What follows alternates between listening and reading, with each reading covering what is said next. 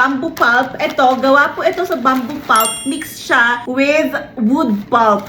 So, hindi siya pure na bamboo ha. Kapag ka ganun kasi, kapag ka bamboo pulp, talagang malambot talaga sila guys. So, virgin pulp to. And super soft talaga niya. Super soft ng tissue nito with Royal Panda. Apat na pala to, 200 plus naka-sale as of filming. So, pwede magbago. Depende sa pa-sale ni seller. So, eto na. Kapag ka naghahanap kayo ng mga virgin pulp, na bamboo pulp, ganyan. Eto na. Hindi siya pure ha. Kasi nga affordable lang siya. Medyo mas mahal kapag ka kasi pure na virgin bamboo pulp. Pero ito, soft na siya. I can guarantee na soft na talaga siya. Ito so far, ang pinaka-soft na na-try ko na version ng Royal Panda. Although yung mga Royal Panda na mga na-try ko, malalambot talaga siya. At ito ang pinaka-soft na na-try ko so far. Yung itong natural health na soft tissues nila. Tapos yung mga iba, yung blue, yung baby monster, mga ganyan, malalambot na sila. Ang top ko before na pinaka-malambot is yung baby monster. And then sunod na yung blue na Royal Panda. Ito ngayon, ang top 1 ko na pinaka-malambot. Itong natural health na soft tissue nila.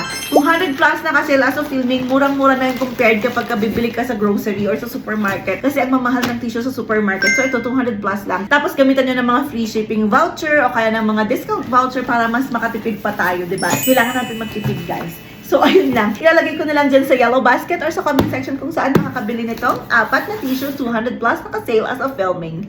Bye!